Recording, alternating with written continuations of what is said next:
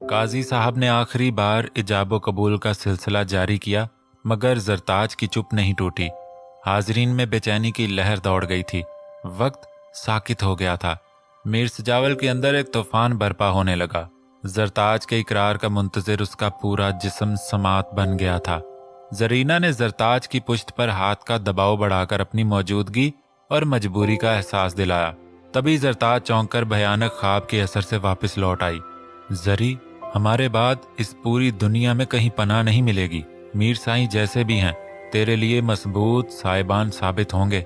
इनकार से पहले अपने बूढ़े माँ बाप का जरूर सोच लेना। हम सदा नहीं जिएंगे। जरीना की सरगोशियां जरताज की बागी होती सोचों पर बंद बांधने का काम करने लगी। नजरों के सामने बेमरवत जमाना घात लगाए खड़ा था कि कब जरताज निकाह से इनकार करे और वो लफ्जों से उसे नोच खाएं। उसने एक पल में खुद को हालात के दायरे पर छोड़ने का फैसला किया था। कबूल है। जरताज के मुंह से मुबहम सा इकरार मीर सजावल के कानों तक पहुंचा। उसकी रूह में तमानियत उतर गई। रुकी हुई सांसें बहाल हो गईं। जरीना और दीन मोहम्मद के चेहरे का तनाव भी उसकी इकरार पर सरगोशी में तब्दील हो गया। काजी साहब ने फटाफट जरताज से साइन करवाए। मुबारक सलामत के बाद मर्द हजरात स्टेज से उतर गए। उनके जाते ही फायजा बेगम दिल की भड़ास निकालने के लिए जरताज के बराबर आ बैठी। बहुत देर से वो खुद पर जबर किए हुए थी। जरीना उसके दूसरी जानब विराजमान थी।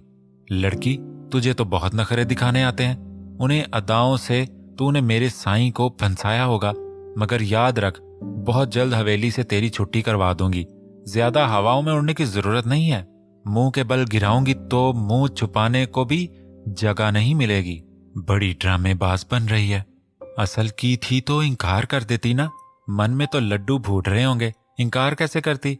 तेरे पास मेरे बेटे को बेवकूफ बनाने के तमाम हरबे हैं। वो चबा चबा कर बोल रही थी। मुंह के बिगड़ते जावियों को मेहमानों की मौजूदगी के ख्याल से बमुश्किल कंट्रोल किया था। जरताज ने हैरत से नजरें उठाकर उन्हें देखा। जरीना अपनी जगह शर्मिंदा सी यूं जाहिर कर रही थी जैसे वो कुछ सुन नहीं पा रही हो। तभी नगीन बड़ा सा दुपट्टा संभालती हुई स्टेज पर चली आई। बड़ी बीबी, रानिया बाजी कह रही हैं आप खाना स्टेज पर जरी भाभी के साथ खाएंगी या मेहमानों के साथ।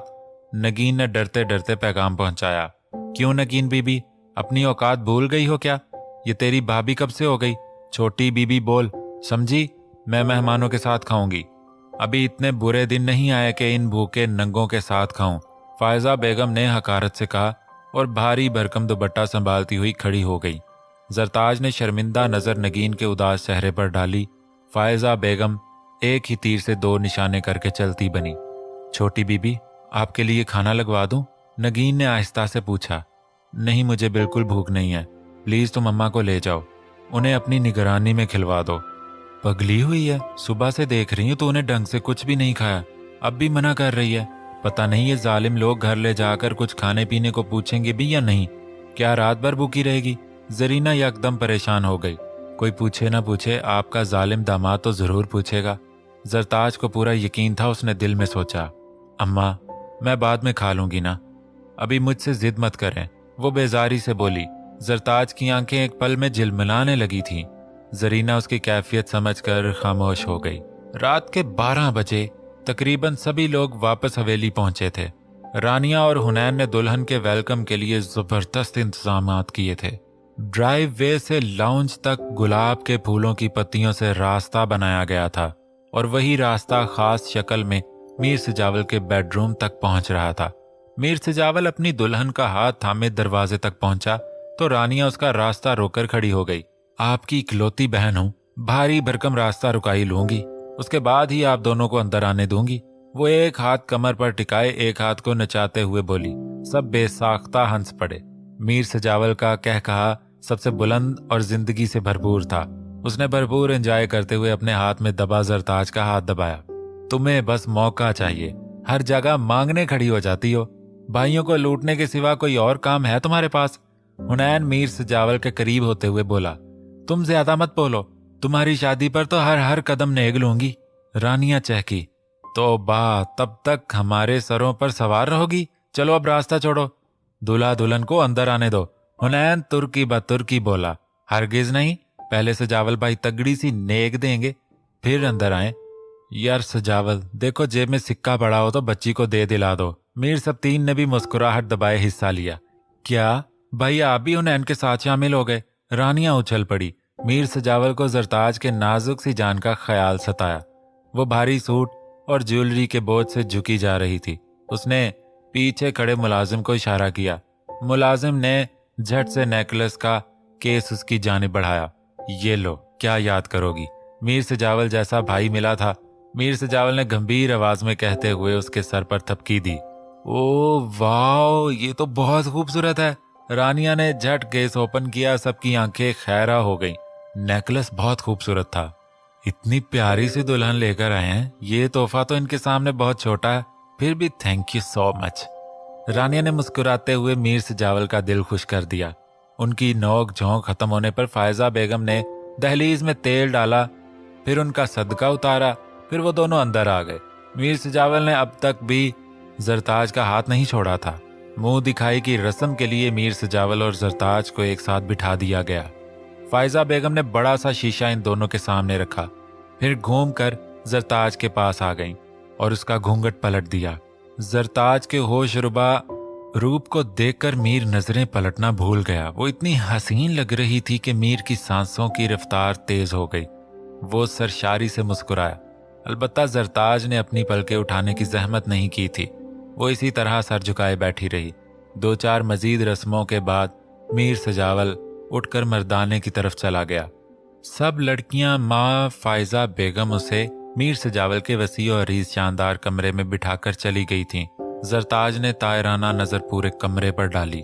कमरे की सेटिंग, खसूसन सेज की सजावट मीर सजावल की खुशी और अरमानों का मुंह बोलता सबूत थी। एक दीवार पर जरताज की मेहंदी वाले रोज की तस्वीर खूबसूरत फ्रेम में सजी हुई थी। जरताज की नजरों में फिर वही कयामत खेज मंजर घूमा। उसके सारे अरमान एक जोरदार छनाके से टूट गए। आंखों से यकलख्त गिरने वाले आंसुओं को उसने बेदर्दी से रगड़ डाला।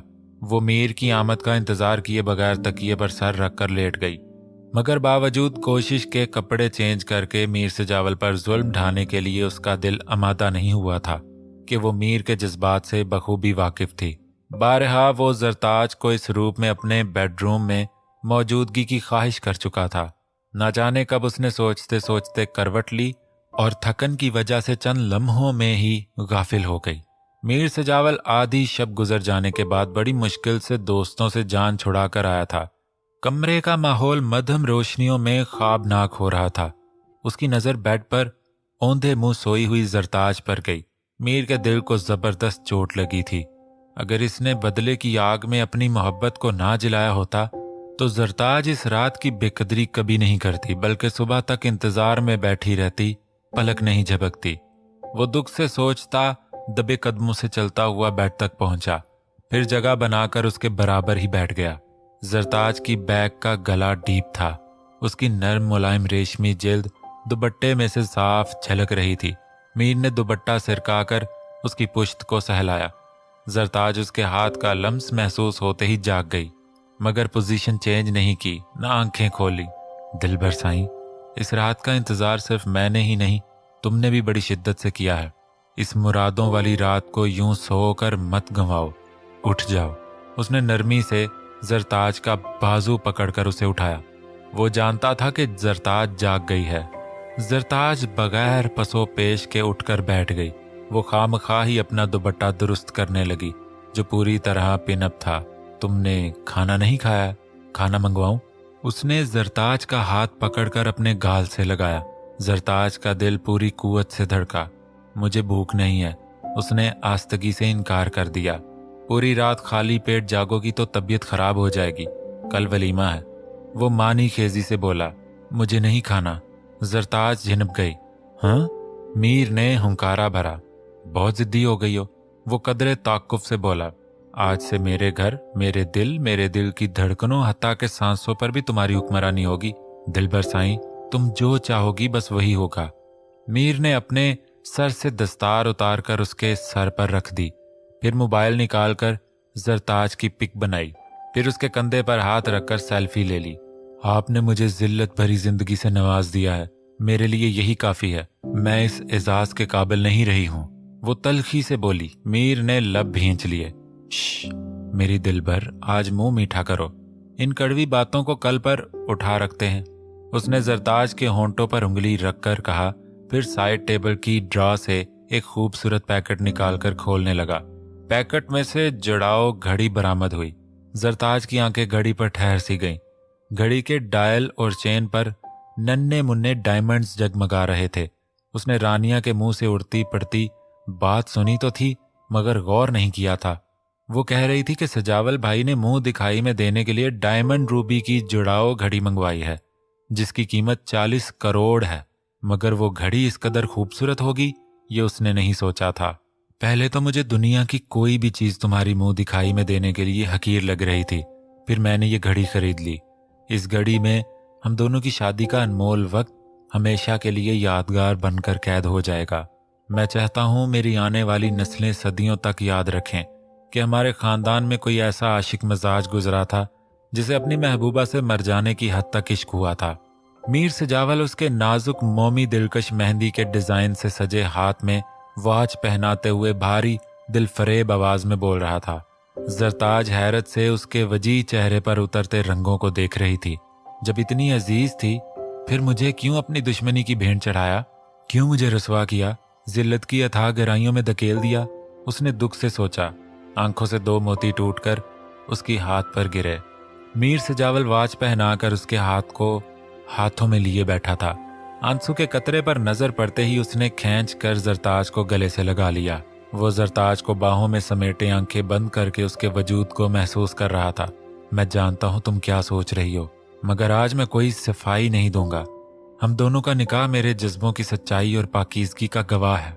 ये पेपर्स भी तुम्हारी मुंह दिखाई के हिस्से में शामिल हैं। मेरी तमाम प्रॉपर्टी में तुम 70% की मालिक हो और मेरे बाद पूरी प्रॉपर्टी की बिला शिरकत गैर मालिक होगी।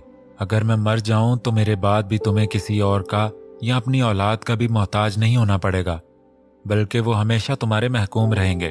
उसने जरताज को जरा सा अलग करके फाइल उसका हाथ पकड़कर थमाई। मीर सजावल तकिए पर नीम दराज जरताज को अपनी नजरों के हिसार में लिए दिलचस्पी से देख रहा था। उसने हाथ बढ़ाकर जरताज की नाक में झूलती नतली को छेड़ा। आप ये सब करके अपना खोया हुआ मुकाम हासिल नहीं कर सकते। जरताज हैरत के समुंदर में गोताजन थी। यकदम हवासों में आ गई। उसने फाइल साइड टेबल पर रखते हुए एक बार फिर उसके अरमानों पर पानी फेरा। दिलबर साईं, मेरा नाम भी मीर सजावल है। जो खो गया हूं हासिल करके ही रहूंगा। मुझे अपनी सलाहियतों पर भरपूर एतमाद है। मीर सजावल ने जबरदस्त कहकहा लगाकर उसकी दोनों कलाइयां थाम लीं। जरताज की कई चूड़ियां एक साथ टूटी थीं। मीर सजावल एक एक करके उसके दुपट्टे को पिन से आजाद करने लगा। जरताज उसकी कुर्बत पर बौखलाकर पीछे सिरकी, मगर मीर सजावल की दीवानगी हदूद तोड़ने लगी। वो सरापाए इश्क बन गया था। दिलबर, अब लग रही है भूख, कुछ मंगवा लूं? फजर की अजान हो चुकी थी। मीर को जरताज के भूखा रहना बेचैन कर रहा था। प्लीज यार, कुछ तो खा लो। मीर ने उसकी नींद से बोझल होती आंखों में झांकते हुए पूछा। नहीं, जरताज मुख्तसरन बोली। अच्छा, फ्रूट्स खा लो, वो तो बेडरूम फ्रिज में मौजूद हैं, निकाल कर लाऊं? मीर ने फिर से पूछा। नहीं, मेरा दिल नहीं चाह रहा, प्लीज मुझे सोने दें। जरताज ने बेजारी से कहकर कंफर्टर सर पर खींचना चाहा, मगर मीर ने उसका हाथ पकड़ लिया। दिलबर साईं, थक गई हो, सर दबा देता हूं। वो उसकी पेशानी चूमकर नरमी से उसका सर दबाने लगा। मकसद सिर्फ जरताज के चेहरे को तकना था। मेरे सर में दर्द नहीं है, मुझे सोना है। जरताज ने उसका हाथ झटका, मगर मीर नहीं माना। जरताज अगले ही पल बेसुध हो गई। मीर ने उसे मखमूर निगाहों से देखा, फिर उसका गाल थपथपाया। जरताज ने बमुश्किल आंखें खोलकर उसे देखा। सो रही हो? वो दिलकशी से मुस्कुराया था। जी, और खुदा के लिए अब आप भी सो जाएं। जरताज ने बाकायदा हाथ जोड़ दिए। मीर का कहकहा बेसाख्ता था। वो दोबारा जरताज पर झुक गया। मुझे नमाज पढ़नी है, वो घबरा कर बोली। यार, कज़ा पढ़ लेना, बल्कि मैं भी पढ़ूंगा, अभी डिस्टर्ब मत करो, गंभीर लहजे में कहते हुए उसकी शोखियां बढ़ने लगीं। जरताज कसमसा कर रह गई।